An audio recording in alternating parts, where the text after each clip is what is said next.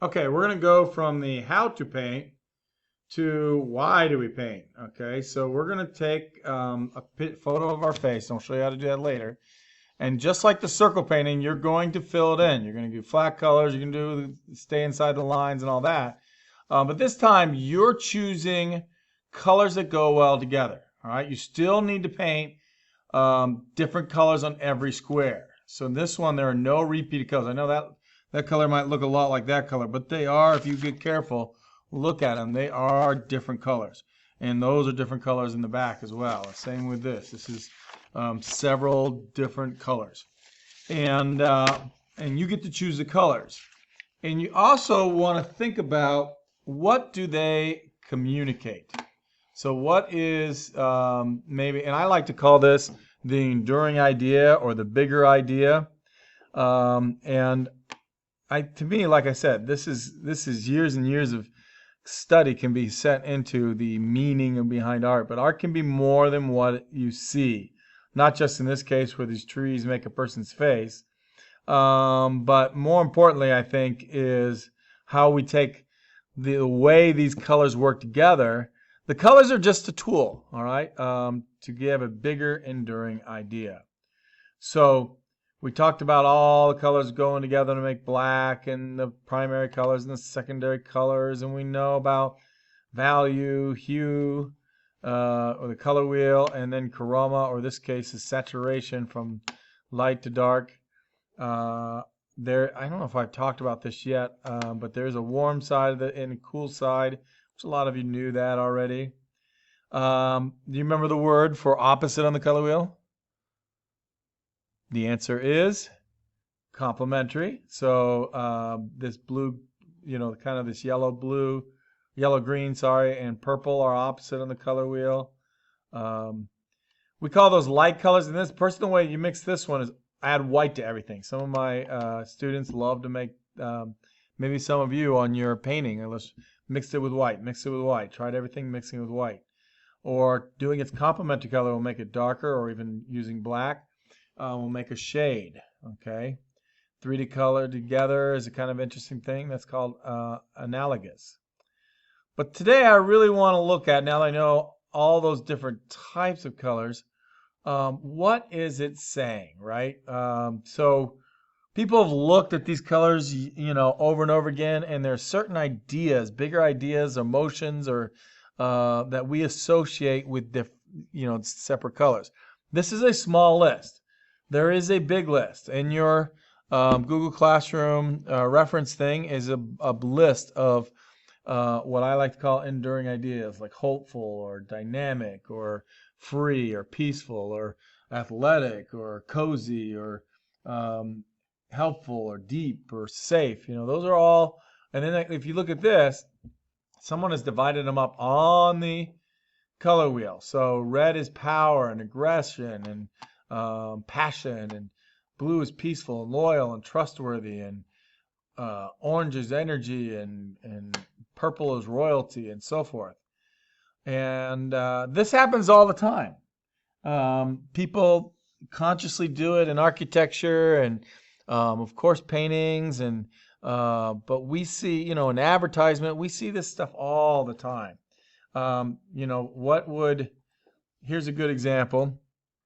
Candidates running for, this case, president. But I could almost go to any, I could go to any party and I could go to any race. And chances are the people are going to wear a dark blue. This is not black. This is dark blue. She's got black pants on, but dark blue.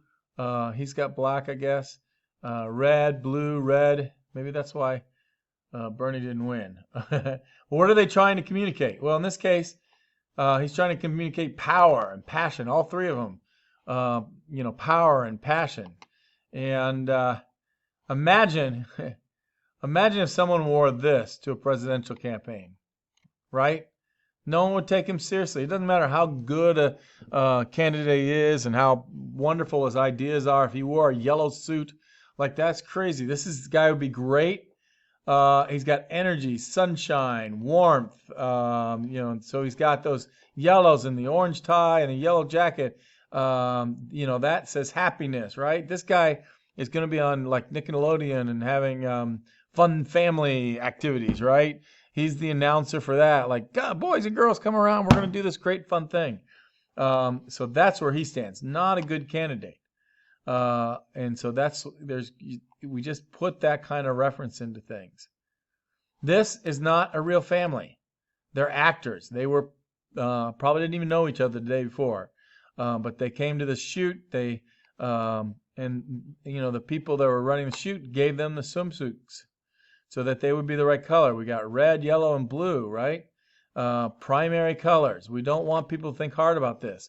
This photograph is for selling vacations. This is a vacation package, right? They want to show happy, uncomplicated family, right? Nothing complicated about this. I want to show you an artist who did a family at the beach. His name is Pablo Picasso, and this is his beach.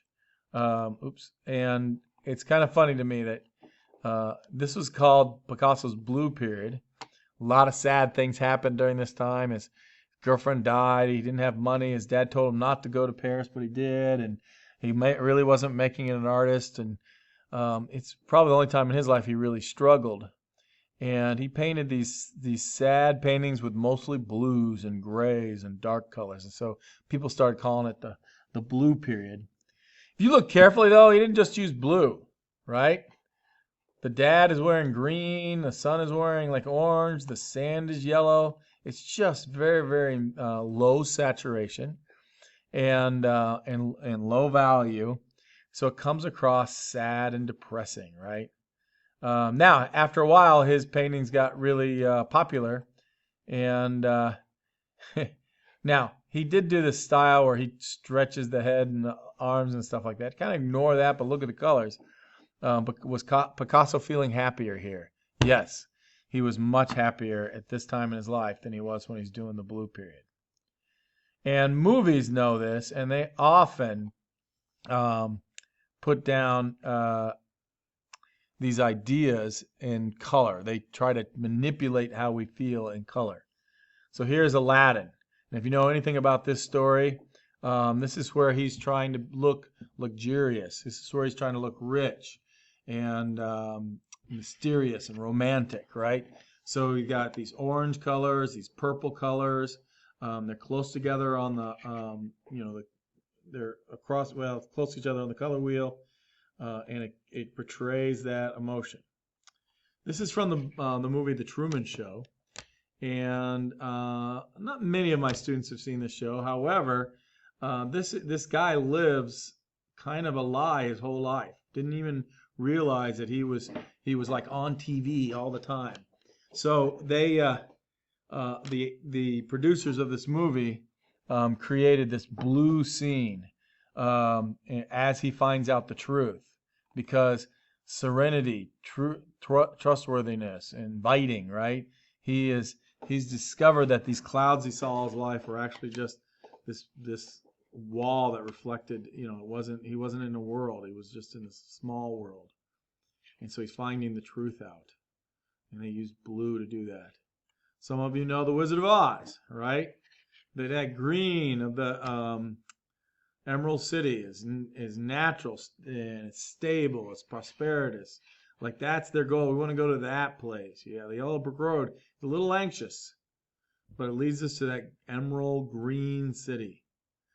Life of Pi, good book. A lot of kids read that in school, and it's it turned it into a movie. Now this boat wrecks, and if you look at these peaceful colors here, we got these yellows and these oranges, really warm color. But there's one color that really stands out. The inside of the boat is bright red. Now that is foreshadowing. And I know that the composers of this movie were thinking about the colors, because this show was completely colored in the entire thing to represent. And so they thought about that representation. When he pulls this closer, he thinks he's saved. He was a shipwreck, and he finds a boat, and this is going to be good. But when he goes to get in, it has a giant tiger in it. So there's danger coming right here. And so this is the danger, impending doom. He should have noticed that. Yeah. So these people that do the movie think of these idea. So happy, friendly, and warm, but there is a warning right there. So I put warning. So happy, friendly, and warning, because there is that bright red. Deadpool, here he's got these kind of muted reds and blacks to be kind of goofy and monochromatic. So it just keeps you really focused and nice and simple. So passionate, aggressive, important, putting those things in red. And I like this painting. It's done by Vincent Van Gogh, and he had good days and he had bad days, and this was one of the, believe it or not, can you guess?